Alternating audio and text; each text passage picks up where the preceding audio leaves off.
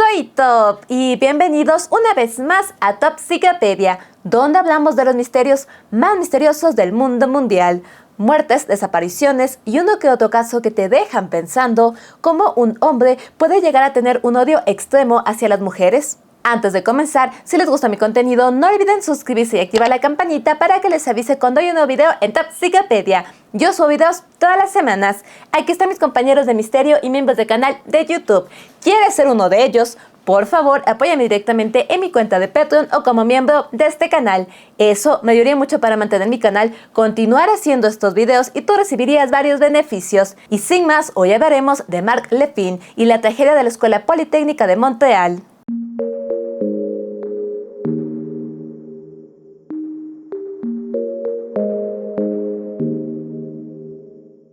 En 1962, Monique Lefin, con 26 años, conoció al argelio Rachid Liasgarbi, de 30 años. Monique venía de una familia franco-canadiense de clase media. Por un tiempo se formó como monja hasta que rechazó la fe y se convirtió en enfermera. Mientras que Rachid era un hombre de negocios, se dedicaba al mundo de las finanzas e inversiones. Monique y Rachid se enamoraron y se casaron en 1963. El 26 de octubre de 1964, Monique dio a luz a su primer hijo, Gamil Rodríguez Liasgarbi, en Montreal, Quebec. 2 años después dio a luz a una niña a quien llamaron Nadia. Durante los primeros años, la pareja gozó de estabilidad económica y Monique se dedicó a la crianza de los hijos. Sin embargo, con el tiempo, Rachid se volvió un hombre abusivo. Él tenía una visión muy machista del mundo. Hacía de menos a Monique, la insultaba, le pegaba, la veía como una empleada y en general la trataba muy mal. Entre los vecinos corrían rumores de las infidelidades de Rachid, las propuestas indecentes que él hacía a varias chicas, cómo salía a divertirse, a fiestas y a bailar, mientras que Monique se quedaba en la casa. Rachid salía mucho, viajaba mucho y se convirtió en un padre ausente. Por otro lado, Rachid trabajaba para una empresa suiza y debido a su trabajo, la familia tuvo que vivir por un tiempo en Costa Rica y Puerto Rico, donde Rachid continuó mostrando sus actitudes machistas y violentas. La familia regresó a Montreal en 1968 y atravesaron una fuerte caída del mercado que los dejó con grandes pérdidas. Esta situación empeoró la actitud de Rachid. Él exigió que Monique fuera su secretaria personal y cada que ella cometía un error, le pegaba o la bofeteaba. La trataba como si fuera un objeto de su propiedad, no le dejaba salir a ningún lado y si ella llegaba a salir con sus amigas o irse a comer con sus amigas o hacer algo, a lo que regresaba él le daba una paliza. También durante este tiempo, Rachid comenzó a agredir verbal y físicamente a sus hijos, especialmente golpeó y atacó a Gamil. En 1970, Rachid golpeó tan fuertemente a Gamil que le dejó marcas muy visibles en su rostro por un largo tiempo. Este incidente fue lo último que Monique soportó, dejó a Rachid y pidió el divorcio. Monique contó su caso en frente de una jueza y mientras el proceso se llevaba a cabo, el juez permitió que Rachid visitara a sus hijos bajo su supervisión. En 1972, Monique ganó la custodia de sus hijos y se quedó en el apartamento en donde vivía la familia. A Rachid se le ordenó pagar la manutención de sus hijos, pero él pagó 2 cuotas, no volvió a enviar dinero y tampoco volvió a visitar a sus hijos. Tiempo después, el departamento de la familia y otros bienes fueron embargados ya que Rachid dejó de pagar una hipoteca. Monique regresó a trabajar como enfermera. También tomó algunos cursos y clases para estar al día y tener más oportunidades de trabajo. Sin embargo, esta situación provocó que sus hijos vivieran con familiares y solo veían a Monique los fines de semana. Durante este tiempo, Gamil tuvo una buena relación con uno de sus tíos, quien había sido entrenado en las Fuerzas Aéreas estadounidenses y le enseñó varias cosas, entre ellas cómo usar un arma. Con el pasar de los años, Monique se dio cuenta de lo distanciada y deteriorada que estaba su relación con sus hijos, así que en 1976 ella y sus hijos asistieron a psicoterapia de familias. Los expertos determinaron que no había nada malo con Gamil, pero en cambio con Nadia le recomendaron que la pusieran en una terapia ya que era rebelde y desafiante.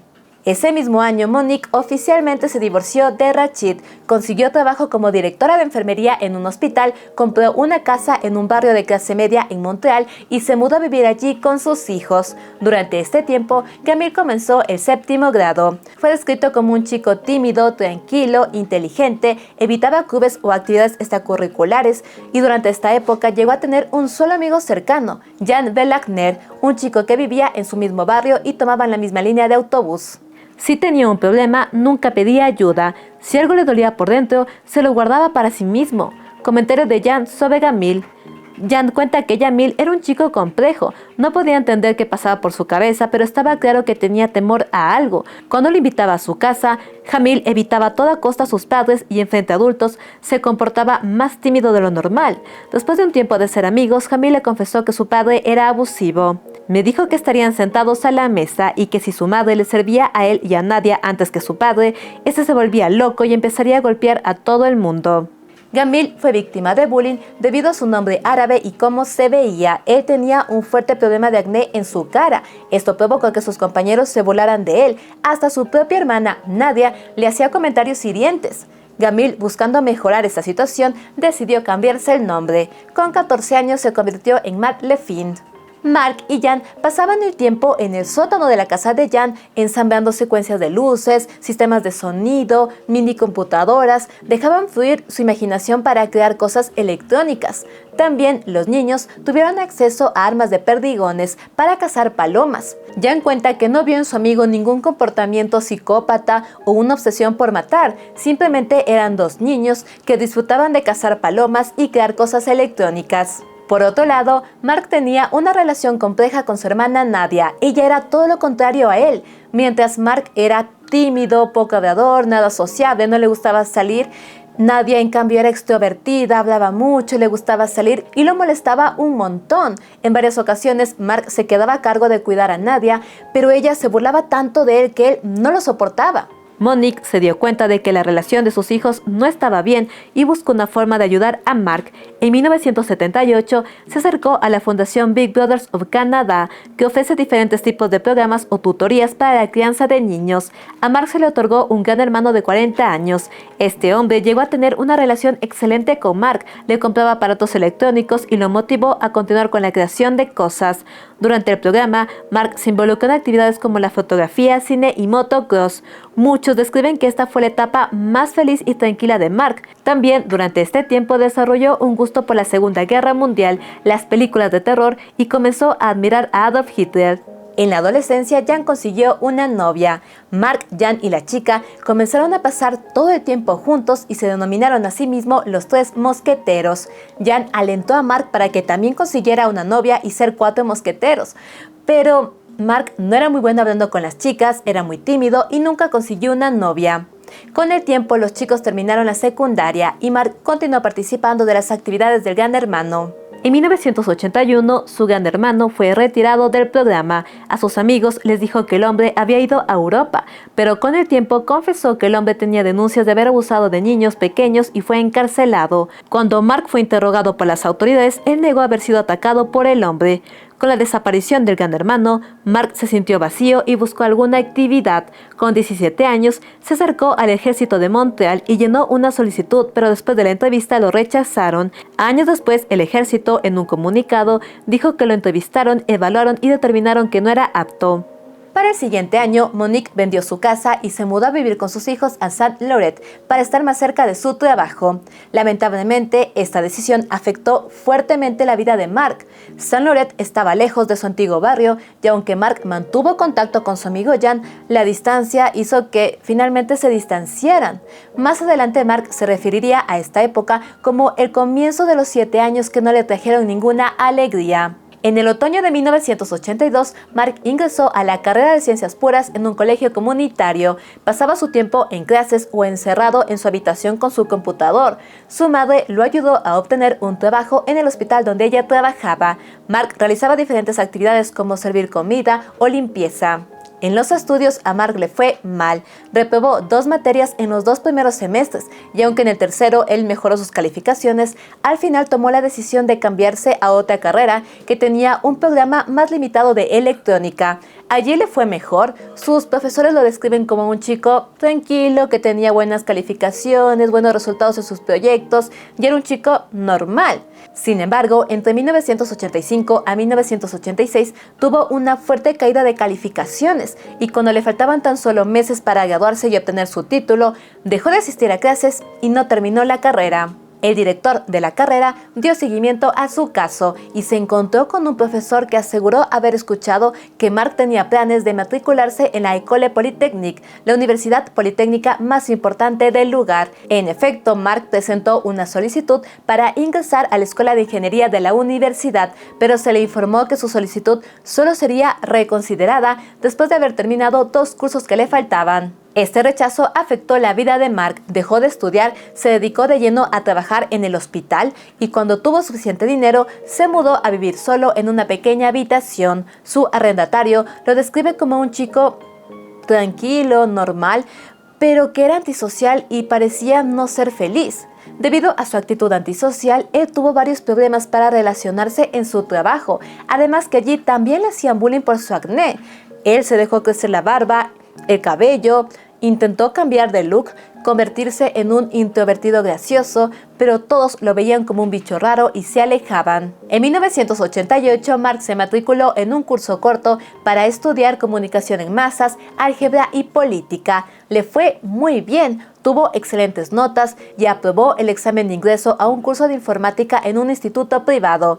Allí las clases eran un sueño para Mark, no tenía que socializar con nadie, tomaba las clases desde su computador, con su computador trabajaba, todo lo hacía en un computador y eso para él era excelente. Sus notas fueron muy buenas.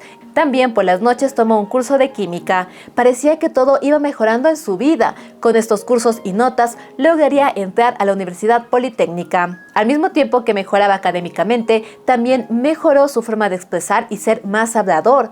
Pero esto no fue de todo bueno para Mark, ya que sacó a relucir sus pensamientos violentos y machistas. Esto le trajo un altercado en el hospital y perdió su trabajo.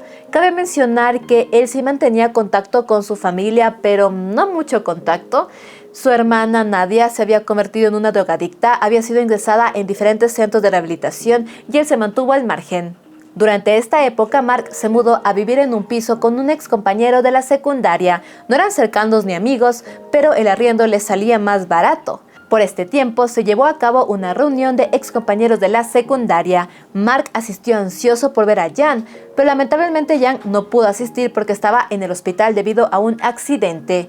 Durante la reunión, Mark habló con la exnovia de Jan. Ella le preguntó por qué había perdido su trabajo en el hospital, a lo que él le respondió que lo había perdido por una mujer y que una mujer había ocupado su lugar. Por otro lado, en las clases de química que tomaba por las noches, él conoció a Sylvie Dunn, una chica que tuvo un interés amoroso hacia él.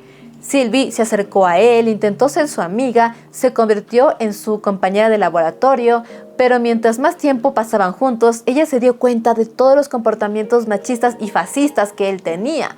Ella amenazó con dejar de ser su compañera de laboratorio si él no la trataba con más respeto. En esta etapa de su vida, su comportamiento machista se hizo cada vez más evidente. Un día, él llegó a una clase con un recorte de periódico sobre una mujer policía y una gran hazaña. Él se quejó ampliamente de que a las mujeres no deberían permitirles ingresar a la policía o al ejército. También se quejó mucho con su compañero de piso sobre que a las mujeres no les deberían permitir trabajar en ocupaciones que son masculinas, que ellas deberían quedarse en la casa o en una tienda trabajando. Sus compañeros atribuyeron su comportamiento a la falta de socialización con mujeres. En mayo de 1989, Mark terminó su curso nocturno de química. Sylvie intentó mantener contacto con él y la última vez que hablaron, él le dijo que había sido admitido en el programa de ingeniería de una universidad y que para otoño ingresaría a la Universidad Politécnica. Pero la verdad es que Mark no había sido admitido en ningún programa, en ningún lugar, y repentinamente dejó de asistir a sus clases en el instituto privado. Para finales del verano, su compañero de piso se despidió de él para irse de mochilero a Sudamérica. Mark pasó varios meses solo, sin trabajar, sin estudiar, y durante todo este tiempo él ideó un macabro plan. Ahora pasemos a los horribles y trágicos hechos de este caso. El 5 de diciembre de 1989, Mark solicitó un permiso para adquirir armas de fuego. Se le otorgó el permiso y compró un rifle y 100 cartuchos de munición. El 22 de noviembre, Mark fue visto deambulando en la Universidad Politécnica.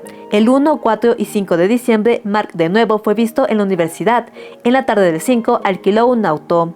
El 6 de diciembre de 1989 era el último día de clases en la Universidad Politécnica antes de las vacaciones de Navidad.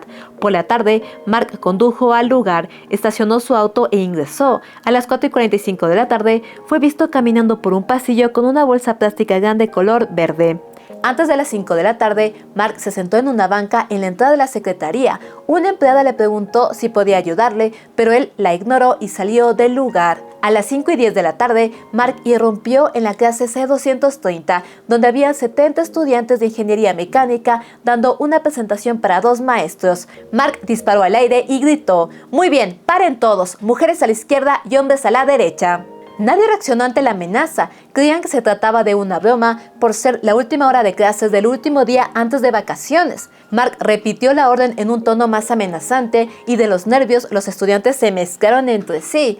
Viendo esta situación, Mark ordenó a los hombres salir del aula y ellos obedecieron, aunque de alguna forma aún intentaban entender si esto era una broma o una amenaza real. En la clase habían 9 mujeres.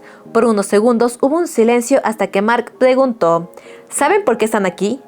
Annie Arnold le respondió: ¿quién eres? A lo que Mark gritó: ¿quién soy? Soy un hombre que lucha contra el feminismo, en contra de las mujeres. Natalia Provost le respondió: no somos feministas, somos mujeres que gustan de la ciencia, estudiamos ingeniería y no somos feministas. Acto seguido, Mark disparó a las mujeres. Helen Colgan, Natalie Kotuk, Barbara Neglut, Annie Mary Lemaille, Sonia Pelletier y Annie Sid Arnold murieron en el lugar. Natalie Provost, Fence Cheretin y José Martín sobrevivieron. Mark salió del aula con una sonrisa, caminó hasta la sala de fotocopiadoras y disparó a un hombre y 2 mujeres que estaban en el lugar. Los 3 resultaron heridos pero sobrevivieron. El asesino estaba en la habitación de al lado. Escuché un ruido como de disparos. Pensamos que era una broma. Un amigo me dijo: si es una broma, está bien hecha. Hay un cuerpo lleno de sangre al lado de la fotocopiadora. Comentario de un estudiante. A las 5:12, el número de emergencias recibió la primera llamada alertando de la situación. A las 5:15, Mark ingresó a otra aula. Apuntó a un estudiante que estaba parado, pero se había quedado sin balas. Así que rápidamente él fue hasta las escaleras de incendio, recargó y regresó al aula, pero se encontró con la puerta cerrada. Disparó a la chapa varias veces, pero no logró abrirla. Mark, molesto por esta situación, caminó por el pasillo y disparó a un estudiante que estaba caminando. La chica logró subir hasta el 5º piso y pedir ayuda. Luego, Mark fue al vestíbulo. Allí encontró a un estudiante escondiéndose. Intentó dispararle, pero no lo alcanzó. Luego, Mark pasó por el área de finanzas. Habían pasado solo minutos desde que comenzó su ataque y las personas de esta área no estaban informadas. Marie-Lise Lagnier se encontraba saliendo de su oficina cuando notó el peligro. Rápidamente regresó a su oficina, logró cerrar la puerta, pero Mark la vio a través de una ventana y le disparó en la cabeza. La herida fue mortal. Luego, Mark caminó hacia la cafetería. El rumor de un hombre disparando estaba siendo esparcido. Entre la confusión, algunas personas comenzaron a salir del lugar por el área de servicio de la cocina. Mark disparó a quienes alcanzó. Bárbara María Kuznick, estudiante de enfermería, murió en el lugar. La gente corría de un lado al otro intentando huir de Mark. Él caminó hasta el final de la cafetería, a una zona donde habían objetos almacenados. Allí encontró a Annie Marie Edward y Genevieve Bergon escondidas y disparó. Ambas murieron. A las 5:22, oficiales de policía llegaron al lugar seguidos de ambulancias, pero ningún superior de policía llegó para manejar la situación, así que los oficiales, sin órdenes, no ingresaron. A las 5:25, Mark ingresó al 3er piso e irrumpió en una clase de estudiantes de ingeniería metalúrgica que no habían sido informados de la situación. En ese momento, Maurice Leclerc se encontraba en la plataforma del aula lista para presentar su proyecto final. Mark primero disparó a Maurice y luego al resto. Entre la confusión, los estudiantes intentaron huir por la puerta de atrás. Maul Havernit fue alcanzada por los disparos y murió en el lugar. Michelle Richard junto con su novio intentaban activar la alarma para pedir ayuda. Mark los vio y disparó en contra de Michelle. Falleció en el lugar. Annie Turcotte se escondió debajo de su escritorio. Mark la vio y la mató. Maurice, herida, gritó pidiendo ayuda. Mark vio que aún estaba con vida, se acercó a ella, sacó un cuchillo y la apuñaló 3 veces.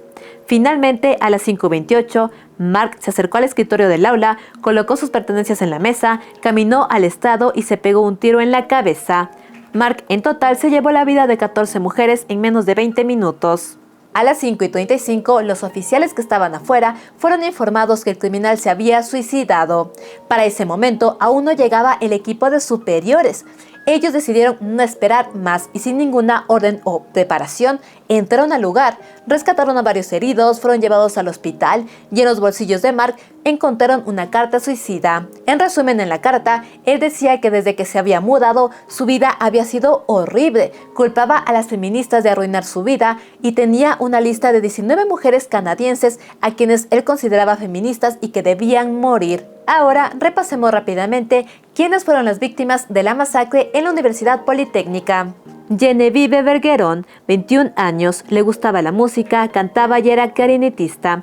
En el segundo año de la universidad obtuvo una beca y en su tiempo libre cantaba en el coro de la Orquesta Sinfónica de Montreal. Helen Colgan, 23 años, le gustaba salir a bailar y pasar el tiempo con sus amigas. Estaba a punto de obtener su licenciatura, tenía varias ofertas de trabajo y planeaba seguir un posgrado. Junto con su amiga Natalia Kotuk, planearon un viaje a México. Tenían todo listo y debían viajar el 29 de diciembre. Natalia Kotuk, 23 años, le gustaba participar en diferentes actividades. En el colegio fue miembro del grupo de cadetes aéreos y ayudó a planificar su baile de graduación. Le faltaba un semestre para terminar su carrera y estaba emocionada por el viaje a México con Helen.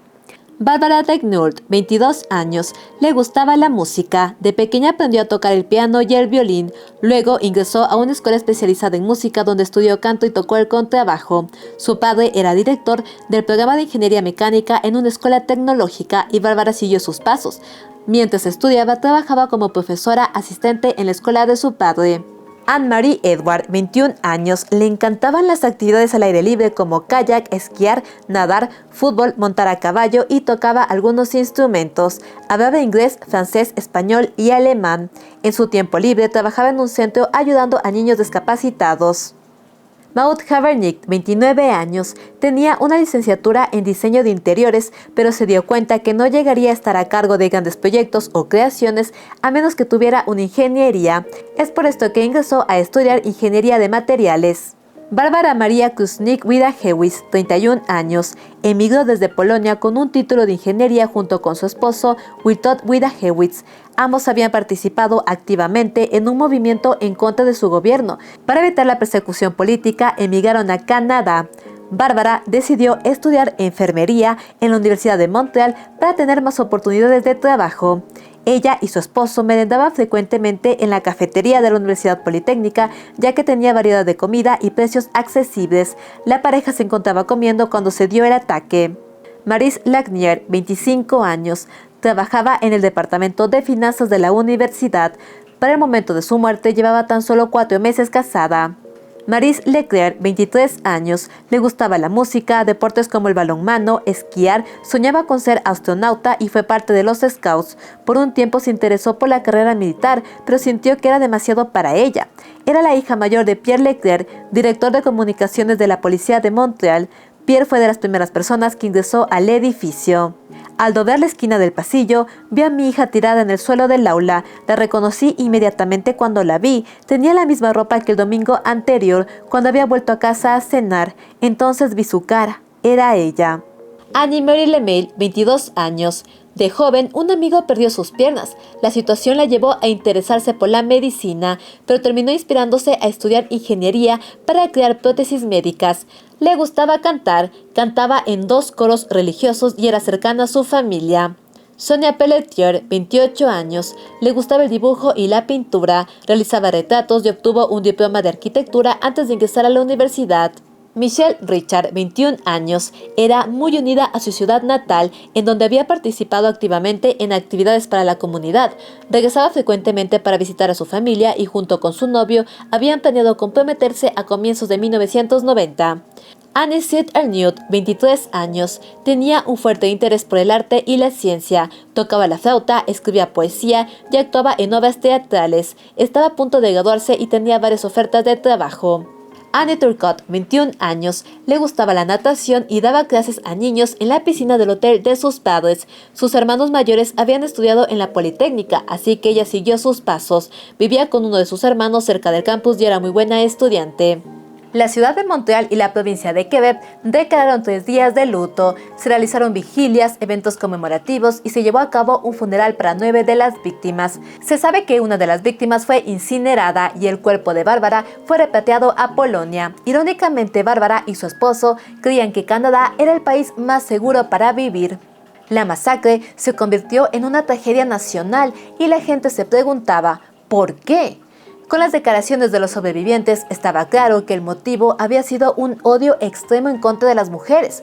Poco a poco se fue informando sobre la vida de Mark, sobre quién era él, y aunque no se hizo pública su carta suicida en ese momento, sino un año después, se filtró el contexto. La sociedad estaba indignada con el motivo de este crimen y se abrió una discusión pública. Las autoridades, temiendo que todo esto llevara a acciones más fuertes antifeministas, decidieron realizar una investigación no pública. Además, omitieron totalmente el género de las víctimas. Las familias de las víctimas estuvieron muy molestas por cómo las autoridades llevaron la investigación. Por otro lado, hubo un amplio descontento por cómo las autoridades actuaron al momento del ataque. Como ya mencioné anteriormente, los superiores y el equipo de tácticas llegaron tiempo después de que Mark ya se quitara la vida, o sea, demasiado tarde. Las autoridades reconocieron que su sistema de respuesta había fallado. También la universidad aceptó que sus guardias no estaban capacitados para este tipo de situaciones. Todo esto llevó a la creación de un protocolo, regulaciones y capacitaciones tanto a oficiales de policía como a guardias de universidades o instituciones para que sepan cómo actuar en estas situaciones. Este protocolo posteriormente ha sido elogiado en situaciones parecidas en donde se ha actuado con rapidez evitando víctimas mortales. Las familias de las víctimas crearon una fundación para apoyar a organizaciones que luchan contra la violencia de mujeres. Se realizaron varias actividades para honrar a las víctimas, como otorgar becas en su nombre, las ciudades natales de algunas nombraron centros médicos o parques con sus nombres, se hicieron varios monumentos y el 6 de diciembre fue nombrado como el Día Nacional de Conmemoración y Acción sobre la Violencia contra las Mujeres. También se llevó a cabo un largo proceso para regular los permisos y venta de armas. Padres de las víctimas, políticos, profesores y demás personas se involucraron mucho en este proceso que llevó a la creación de una ley que fue aprobada en 1995, pero abolida en el 2012. Se rescató algo de esta ley después del ataque a Nueva Escocia en el 2020. Este caso ya hice en mi canal, por si quieren ir a verlo, aquí en pantalla voy a dejarlo. Sobre la familia de Mark, Monique por muchos años se mantuvo lejos de los medios y en silencio. Ella se culpaba totalmente por la tragedia. De igual forma, Nadia, por el bullying y los comentarios hirientes que había hecho a su hermano. Esto empeoró su situación con las drogas y 7 años después, con 29 años, se suicidó con una sobredosis de drogas. Monique cuenta que Nadia se sentía culpable por no haber tenido la oportunidad de reconciliarse con su hermano. Sobre el padre de Mark no hay casi nada de información en internet, no puedo encontrar ni una foto de él, ni siquiera sé si sigue vivo. En el 2006, después del tiroteo de Dawson College en Montreal, Monique rompió el silencio, dio algunas entrevistas, llegó a escribir un libro y tuvo contacto con padres de las víctimas de su hijo. Tal vez se sintió no amado, dejado de lado. Si no resolviste tus problemas emocionales cuando llegó el momento, con el tiempo estás creciendo, eres un adulto, pero emocionalmente todavía estás en la edad de tu herida. Todo este odio que guardamos dentro, si no lo dejamos ir o pedimos perdón a las personas a las que herimos, se acumulará y conducirá a un comportamiento violento. Si fui una mala madre, no, tal vez un poco sobreprotectora. No siempre estuve allí, porque tuve que trabajar porque mi marido no pagó manutención. No me siento un mal padre, siento que soy imperfecto. Comentario de Monique. Actualmente Monique tiene una página web y busca ayudar e inspirar a personas en problemas. Por último, por muchos años se mantuvo la discusión sobre si reconocer este como un acto en contra de las mujeres, y aunque para la sociedad estaba claro que lo fue, tuvieron que pasar 30 años para que en el 2019 oficialmente este sea reconocido como un ataque en contra de las feministas. Creo que es muy importante ser testigo de la realidad. Fue un acto antifeminista. Fue obvio desde el momento en que ocurrió. Creo que para aquellos que vayan allí y se tomen el tiempo para leer, entenderán mejor qué pasó exactamente ese horrible día. Y eso es importante para la memoria de mis amigas. Comentario de Natalie Provost. Natalie es una de las sobrevivientes que se convirtió en una fuerte activista por los derechos de la mujer. Sobre este caso se han realizado varios libros, películas, documentales, obras de teatro y demás. Cada 6 de diciembre se continúa conmemorando su memoria. Actualmente se lo realiza con luces blancas hacia el cielo. Todas tenían mucho talento en muchos campos, eran muy enérgicas, agradables y amables. Eran mujeres que tenían curiosidad por probar cosas diferentes. Eran rayos de sol en sus respectivas familias. Eso es todo. Comentario de Catherine Bergeron, hermana de Genevieve. Y eso fue todo sobre Marc Lefin y la tragedia de la Escuela Politécnica de Montreal. Como hemos visto en varios casos de mi canal, los criminales se van creando desde su realidad, desde lo que ellos sufrieron en su infancia, en su vida, y eso les va metiendo ideas en su cabeza. Marc mostró signos de tener un odio fuerte en contra de las mujeres, y él no realizó pequeños ataques, sino que tomó todo su odio, rencor y lo materializó en un solo ataque. Es horrible, triste y decepcionante saber que este tipo de persona le quitó la vida a 14 mujeres, mujeres que buscaban un mejor futuro, mujeres que se habían esforzado mucho para entrar a la Universidad Politécnica, para tener un trabajo allí, o para venir desde Europa a buscar un mejor futuro en Canadá. Se me rompió el alma leyendo sobre la vida de las víctimas. De hecho, me tomé más tiempo en eso que en investigar el caso, porque, como ustedes ya saben, para mí es importante llegar a conocer a las víctimas. No son solo un número más, un nombre más, una fotografía más, sino hay que recordarlas por lo que ellas fueron. Hijas, hermanas, soñadoras, artistas, creadoras, estudiantes, todo eso que un ser horrible les quitó. Díganme ustedes, ¿habían escuchado sobre este caso? ¿Qué opinan sobre la vida de Marc? ¿Se pudo evitar su odio hacia las mujeres? Dejen sus opiniones aquí abajo, como siempre yo les estaré leyendo. Muchísimas gracias por ver mis videos. Quiero agradecer a toda la gente de Latinoamérica, Centroamérica, España, Europa y de cualquier parte del mundo mundial que me estén viendo. Ahora sí voy a decir Europa con mucho énfasis porque una de mis mejores amigas se fue a vivir allá para estudiar. Así que cuando veas este video, Carlita, yo siempre te llevo mi corazón y mi pensamiento. Como ya cada semana, mes, año yo les digo, estoy aquí por sus comentarios, por sus vistas, por todo ese cariño y retroalimentación que ustedes también me dan del contenido que yo hago, que lo hago con mucho y mucho cariño. Si les gusta mi contenido, no olviden darle like, comentar, suscribirse y compartir con todos sus amigos. Eso me ayudaría mucho. Aquí están mis compañeros de misterio y miembros del canal de YouTube. ¿Quieres ser uno de ellos? Por favor, apóyame directamente en mi cuenta de Patreon o como miembro de este canal. Eso me ayudaría mucho para mantener mi canal, continuar haciendo estos videos y tú recibirías varios beneficios. Pueden suscribirse a mi canal de YouTube aquí, donde está saliendo mi cara. Soy Top y el bebé Pierce está aquí. ¿Dónde está? Ahí está, está ya dormido. Y nos vemos, me quedé sin voz. Y nos vemos en un siguiente video en Top Ciclopedia. Bye, bye, bye, bye. Bye.